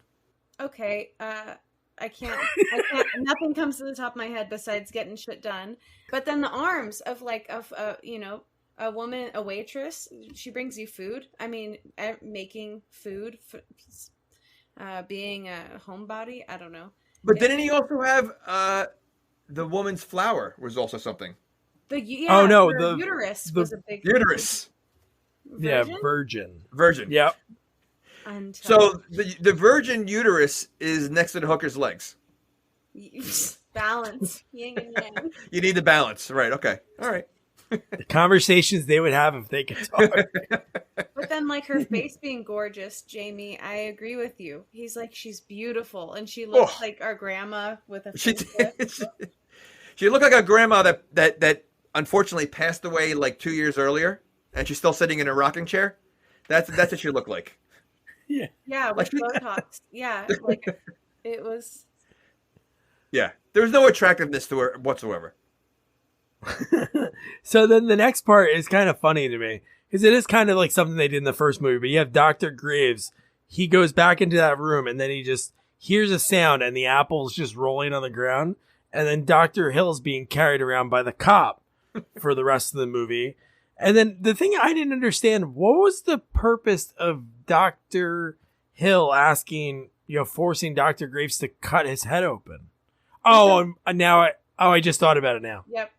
You figured it out. Answer it. Right. The bat wings. I remember from later, but at that point I didn't think of that. He could have thought of any mode of transportation. I thought, because you know how they were saying that all the victims had some damage to the side of their head? I thought it was like completing the circle. I was confused as well. To be good. Honest. Jamie, did you get that? I did not, but okay. There's a closet filled with body parts he could have used. Why did he pick a bat? He could have been on two legs, just a head on two legs walking. That would have been better, I guess. I don't know, a bat. I think the bat arms be hard to go around. Sitting around, right? Lazy. He left them because he cut the bat arms off earlier. But how is he that smart to say all these things? Hill? I don't know. And he was always bleeding in his mouth, like his teeth were like bleeding the entire time. What's with that? I don't know. That doesn't go with any of the rules either. Yeah, there's no rules. This whole thing is. Well, it's funny because he's bleeding from the mouth, and the cop, it's like purple. Yeah. Ish. So, and the guys at the hospital, they have like puke. So they all have different. They have all different kind of spit ups. Maybe it has to do with like the lack of like the oxygen when it comes to the color. I don't know. I'd be very curious if you talked to the director and said, "Why did you?" I would really like Jamie to just go hard on this guy. They're super uncomfortable. Does anyone do that to directors? Do they just hold them accountable to what they've? I hope not. There's a reason why Doug does the interviews and not me. Oh man, I might be the next generation of investigation director. 80s, 30 years before 101. It made sense at the time. That's all they'll say. You know what? That's 100%. I think at the time things make sense, but when you dissect it later on, it's like, all right, what are they thinking? Yeah, well, they do it in so many movies. Friday 3 to 4. They made it that the guy in 4 was looking for a sister that went missing in 3 when it's the next day. Yeah, how is he already camping in 4? Michael Myers driving a car. Oh, I know. Okay, so. Yeah, we're all bonding. And you know what? We all bond over the trauma of how much we don't understand. Yeah.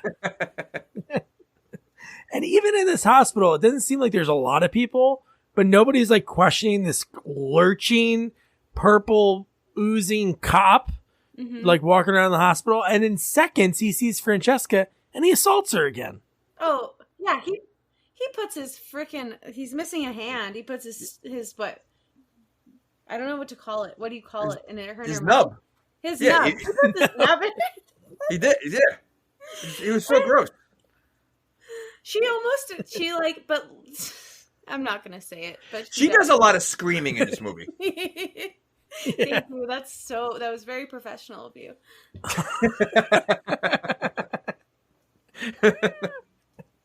She screams the entire time and he shoves it in her mouth. Oh, that's so great. Anyway, what does he say after that though? He goes, I'm gonna get him. Your boyfriend did this to me or something. It's like high school. It goes to like a high school scene. Yeah. Because her weak little body pushes him away. Yeah, right. Never. Well, I feel like the rest of the movie from this point on just goes apeshit. Yes. Because, I mean, I don't understand how the box gets to the house, how he has control of all the zombies that we're gonna see coming up. Like, I feel like the rest of this movie is just really just. Well, the box, I'm sure the cop brought it there and just left it there. I'm sure that's what it was. Cop had a car. He could have thrown it in the trunk. So you just happen to get a big crate like that, and nailed shut. Granted, the cop is a zombie at this point. So you're saying the zombie cop got in a car and drove there. Maybe Ernest dropped him off when he was going out to the disco. Where is Ernest, by the way? Ooh, we haven't seen Ernest the rest of the movie. He would have been a great unlikely hero, like randomly showing up and saving someone. Yes, he would. I would have liked that. No, so then this is, like Jamie said, rest of the movie's batshit crazy. Even in the next part, when they show them in the basement, Dan and Dr. West are in the basement, and he goes, I hear these sounds on the other side of the wall. It sounds like it's rats, because Dan has no idea that Dr. West is creatures, the foot and the leg and arm connected. He just throws them out. He throws them on the other side of the brick wall and just pieces them together. So everything that's in there is from him? No. His creations? I thought that he was sneaking into the cemetery and just injecting stuff. Because wasn't he going in there with like a light? I could be wrong. No, you are right. Like he was going there to grab bodies, but then he was taking some of those creations, like the one that he threw in the red bag, the arm and leg, and I guess he was just putting it there for safekeeping or something. So that's where he's getting all the body parts from the cemetery. Well, some of them, not all of them. I think all those weird monsters came from because earlier in the film he gets all excited and goes, "Yeah, the mortuary is connected to the cemetery. We're so lucky." Like, and Dr. Cain is just like, "Okay, anyway, I'm dating this chick," or what? I don't know what he said, but yeah, I think he was playing. I think he was secretly playing in there, and that's why all these monsters come out that we never saw or knew of. Maybe it's a pretty creepy, crazy like creations when we get to that. But just before that, so this is when they inject Gloria's heart, Meg's heart for the first time, and then it's just a waiting game. And all this time, this is when the box is on the front porch. It startles Dr. West. And I jumped at this part too, when the flying bat, Dr. Hill. All right, I did not jump at this part. Oh. I did jump at the other one, but I did not jump. But yeah, I did not expect to be flying around with bat wings. That was bizarre. That was so bizarre. And then you have Francesca's at the house. So do you think Francesca came with the lieutenant, or how did she get there? Because she wasn't like really with him. She was hiding like outside of the house in the bushes. At this point, if you're Francesca, how are you not running away? Yeah. I have no idea. I mean, like, unless, the other guy's packing heat. Yep. Yeah. That's what I was thinking. Dan lays the pipe. So I mean, that's the only explanation, because she should be far gone after everything else she's seen so far. Seeing the dog with a hand should have been enough. That's the point where you're like, you know what, you guys are nuts. I got to get out of here. No, she comes back. She shows up at the hospital, right? Like the day after they have that big blow up. She's like, "Oh, is he here? Yeah. I miss him." It was like, no, as a female, yeah, that made no sense. Anyway, so then she continues to support him. That's what I mean. She was up and down with him the whole movie. She hated him one time, and then she knew he killed the cop. The cop attacks her, puts his stub in her mouth. She runs back to his house. Yeah, that's where I felt like they were being rude to Peruvian women. I felt it was Italian missionaries in Peru. Dan is packing heat, and sometimes that's all it takes. I don't know. Maybe it's encouraging American visas for European immigrants. Go to Arkham. Like all these women are like, I'm here. I saw this documentary. Where are the guys packing heat? Can you bring my grandfather back to life? I don't know. I'm sorry. Love the attempt at the. I love that. That was So improv. so then we have Francesca, like you mentioned, she's outside of the house. The lieutenant grabs her, so she puts herself in harm's way again, like we mentioned. And then somehow the other creatures. Now, do you think the lieutenant and Dr. Hill brought those other creatures and snuck them out of the hospital? Because the guy's wife saved Francesca by like attacking him. Yeah, how does Hill have the control of these, like, to bring, because there was like all the monsters, like Frankenstein monsters, the Wolfman and all that, they're all coming together to attack the people. Like, how did he do this? How did he rally the rest of the zombies up to come over? I mean, he is just the head. I don't know. How'd they get out? Nobody saw them. Nobody works at night. There's no cameras, nothing. Well, we know there's no locks. I don't know So- how he has leverage besides insulting people that they suck at conferences. That's all we got. That hurts people's feelings so much. They're like, okay, I'll do whatever. And Please why just tell me I'm good. Why did the lieutenant like take orders from this doctor right away? Remember when he comes in and he's like, hold him down to Dr. Graves, the black guy. It's Yep. like, there's no logic. Nothing. I'm not gonna lie, I had to rewind it so many times. And rewatch. Oh, you had to watch it a few times? I had to reread the page 3 times on several occasions where I was like, it just was so hard to understand what was happening. I had a hard time writing notes this movie. I was telling Doug, I'm like, I normally I'll get like a good 3-4 pages of notes. I have a page and a half. I couldn't write. I didn't know what to write about. Like, it was just so, It was. This was difficult. This has been a challenge for me in a good way. I'm going to watch it again and probably be more frustrated because it doesn't make sense. Well, then if you come up with better answers, let me know. I will. Sorry. Yeah, what I did like though is the fact that the cop's wife, as a zombie, still had memories of hating her husband. Yeah. You know, that I did like that part because, like, you know, she looks like she's all gonna attack like everybody else, but instead she focused on the cop, which I that was liked. cool. That was good.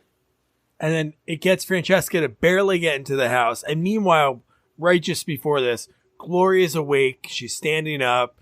Danny's like holding her because he's like, oh my God, this is Meg's heart. And when Francesca barely gets in the house, Dan and Gloria are standing in the colored glass room of this, mortuary. And she's just like looking at, and Dan is like, I don't even care about you. He's just staring at Gloria. He's in love. And Francesca still at this point is still like, come on, Dan, we got to get out of here. They're all here. Doesn't she get bit in the neck, Francesca? Yes, by Gloria. Gloria bites her in the it neck. was Gloria. Okay, all right. Yeah. Yeah. Well, no, it's insane. The way they bring Gloria back to life, though, is so cheesy. Like, it's so Frankenstein's Bride or whatever, 1930s. I mean, they're not like, if I was there, any of us were there, there's loud lightning, there's the rumbling of the building, and they're like, oh, it's just rats. All right, I'll do this. They're so casual. They're not like, oh my God, dude, doesn't this remind you of like 1930s Frankenstein? I don't know. I kind of wish they would have said that. Well, and not for nothing, the serum worked right away on everything that it was used on except for Gloria. Yeah. They had to wait around. Gloria. But I think Gloria is the first, you're right, but she's the first, reanimated parts, because what they were doing was they were using the heart to reanimate everything all at once. So right, yeah, yeah, but she had the most of the juice, right? I know. Did you guys see the outfit Dr. Cain's wearing? It's like friggin' 1910 Columbia, I can't say it out. I don't even know. I have to be honest. I had no idea what outfit he was wearing at all. He's wearing like a 1910s like Christopher Columbus shirt. Like he's wearing some. I don't know what the cast. I don't know what they were thinking during this scene. It was nothing like he was wearing in any other scene. So he stupid. changed for this part. Special moment. Right? Do you remember what he's wearing, Doug? He's wearing like a. No, brown I know what you're talking about. I remember it shirt. being really different and not fitting, but maybe this is right at this part is when he gets jealous because maybe he thought it was his wedding day and now it's his bride. You know what? I was just thinking that because they have to use the title somehow. Maybe this was his wedding day. Yeah. Because she cringes a little bit and he screams, "I made you." Is she wearing a wedding dress? She's wearing mesh. She's wearing like mesh you use in surgical procedures when you're trying to create a tissue generation, which looks like bubble wrap. What they use, but they used a good mesh to bring all the body parts together. I appreciated that. Yes. Okay. But it was still And dumb. then yeah, and then now the house is being stormed by these freaks. By the way, how did those bat wings get so big? Wait, before you ask that question, Doug, his head was decapitated because in the first film, West kills him by using the shovel and cutting his head off. When Dr. Hill says, "I'm stealing your tech. I'm stealing your serum," because he blackmails Dr. West. So West grabs a shovel and is like hits him over the head. And then takes his head off. So that's how he dies. So that's why there's this vengeance between the two. I love how 2 hours and I can remember. Perfect. I'll take it. That's good. Just in time for the end of the movie. Yeah. No, But did you notice the size of those bat wings? They got big. Because the bat that they killed was really small. Yeah. You're right. Jamie, logic, you're like a lawyer. You should be the horror lawyer. That's your new name. You're going to make a new handle. It'll be horror lawyer. Horror lawyer. Sequel lawyer. And you're going to point out all the flaws. And these directors need to explain themselves to you. You know what? Sometimes it's a curse, though, because now when I watch regular movies, I'm like, oh, come on. Look at when I'm trying to, for movies I'm trying to enjoy, sometimes it's hard to really enjoy it because I'm like breaking it down in my head now because I'm so used to doing it for these crappy movies. Yeah. Hey, it's a gift and a curse, you know? Yeah, you're going to piss off a lot of people. You'll have more enemies, but... That's all right. Would it be the first? So then, like, this whole final act, like, well, we're in the final act, but the whole final little fight with Francesca is going, again, this is murderer's hand, waitress arms, hooker's legs, and Francesca makes quick work of her. This is like watching like a WWF match, throws her, electrocutes her, and then right from that moment, Francesca tells Dan, like, that's not Meg. Meg's dead. And then he's like, oh, you're right. Meg is dead. Like, and he has this aha moment. And then he's like against her. He's like totally like over her. But wouldn't if you're Francesca, wouldn't you think you're sloppy seconds? Yeah. I mean, this guy was literally about to leave with a zombie woman. But and don't you think it has to do with like the small head and the big head comment? Oh, yeah. Why? Does that bleed into this later? I don't know. Penis and the brain? Well, yeah, but which one are you saying the small head? The brain or the penis? Well, did he have like two? So his penis is like, do I go for the Italian or my heart? I don't know. I mean, I'm throwing this to you guys. This is just me. And when Dr. Dan, it's probably big head. Whoa.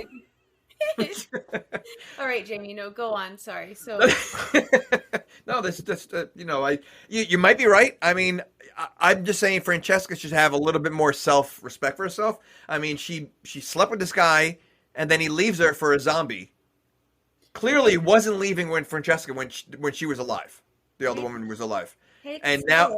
But maybe she was attracted to this educated doctor in America, and she's used to less in not America. I think it's about the small head and big head thing. Go about penis envy. Yeah. I don't know. I as a medical professional 30 years ago, yeah, that's an attractive attribute that she's fighting for besides the penis. If he's hung and he's a doctor 30 years ago, well, oh, home run. Kill my dog. She's like, you can kill my dog. I don't know even what they like were dogs. thinking. Wait a second. I don't know. Where is the dog? The dog. Oh, the yeah. dog's in the back room. Oh, he's in the back room? Yeah. When Dr. West when he, kicks himself into that back room, all of his like creations there. There's like a The dog double was there. face girl. You saw the dog? The dog is there standing on something like with the hand coming out. Now that looks great. But the big scene that this movie's known for, because Gloria, like Kathleen's role is the one that she's the bride, was when Dan was rejecting her and he was like, she's like, well, what do you want?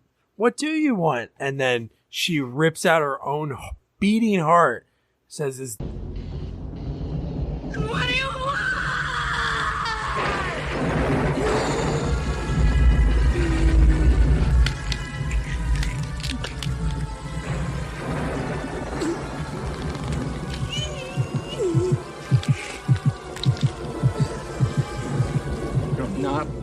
That is so, I don't know. Look, to me, like those effects that Screaming Man George and Cain B did are just unbelievable in these movies. Yeah. No, I agree. Yeah. Why did she have to start spinning immediately after? Ballerina? Is that what it was? Oh, you know what? There you go. You nailed it. Whoa. Whoa. M. Night Shyamalan twist. Literally, the twist. It was a twist. Literally, yeah. That's great. No, you're right. Yeah, that's what it was. Exactly. It was weird, Good but job. yeah, it had to have been that. Okay. And then that's pretty much the end of the movie. When you really think about it, they're in the back room. Everything starts collapsing. Like, in that, all the stones are falling down. The roof's collapsing.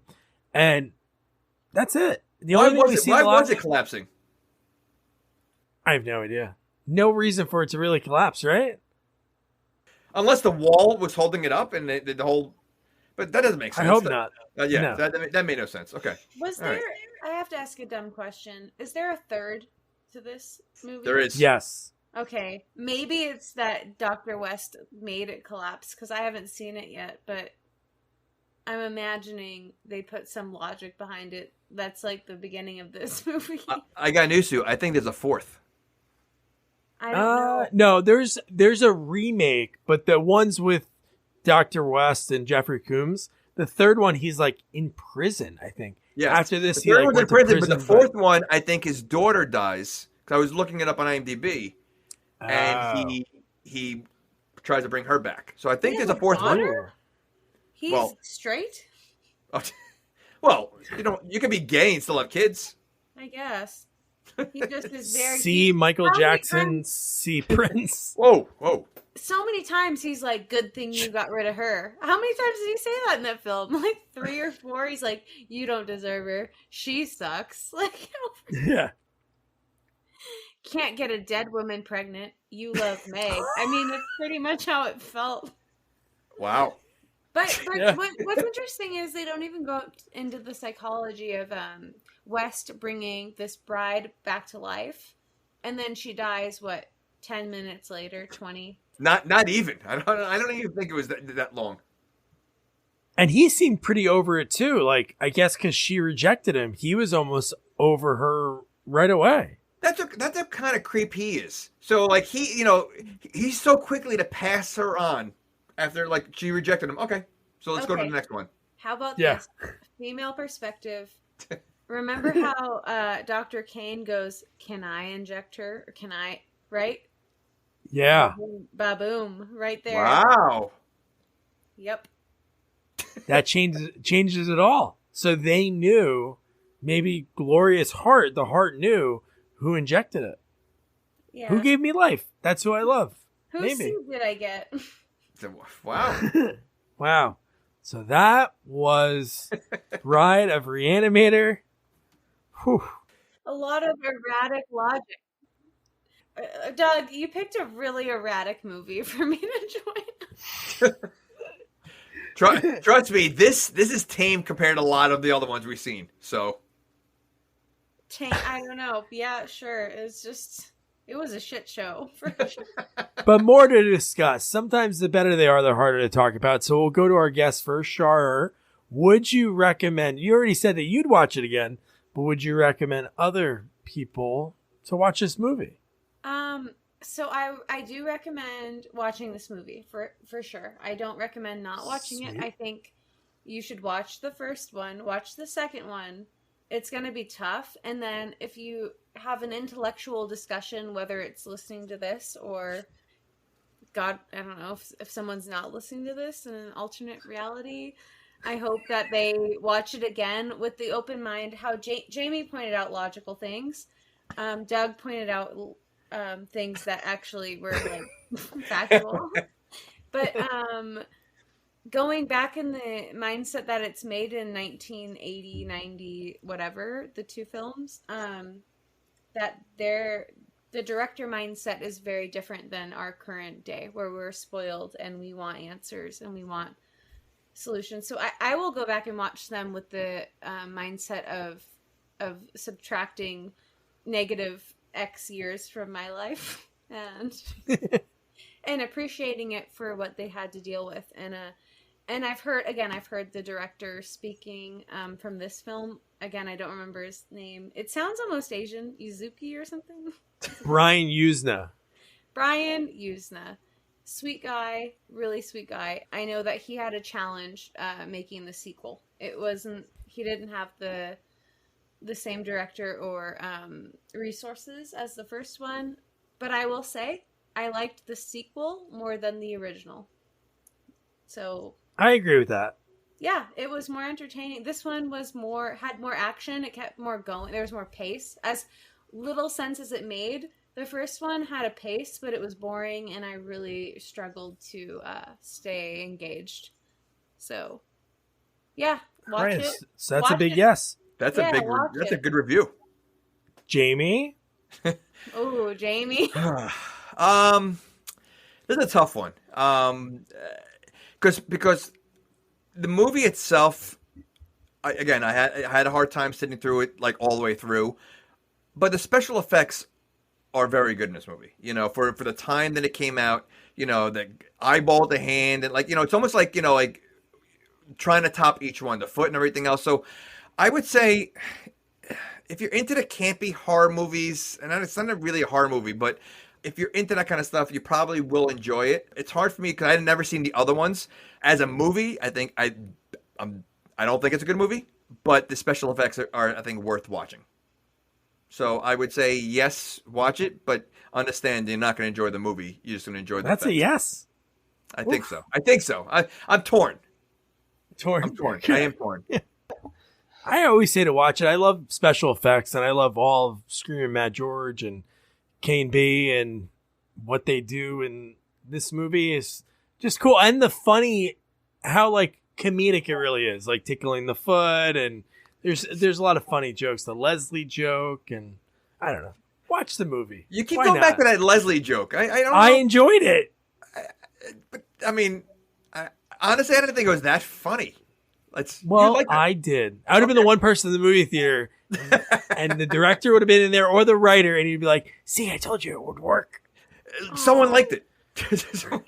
Yeah. Well, Shorror, thanks so much for joining us on this crazy, crazy movie sequel. And now we finish off our third annual Scary Sequel Month with another Halloween movie. And one of my favorite Halloween sequels, Halloween 4, The Return of Michael Myers. I was lucky enough to interview Kelly Meeker herself and Gloria and Bride of Re-Animator, the amazing Kathleen Kinmont. We, of course, talked about those rules along with how she started in acting, her legendary actress mom, Abby Dalton, Renegade, her new book, which I absolutely loved.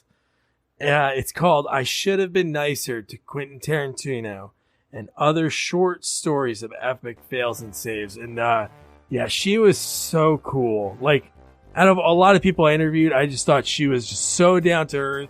It was a great conversation. We were laughing. She was drinking wine, and no, it was a lot of fun. So yeah, so don't forget to review, rate, share our podcast. Follow us on all social media at Sequels Only. And don't forget to check out our website, sequelsonly.com. Good night. Good night.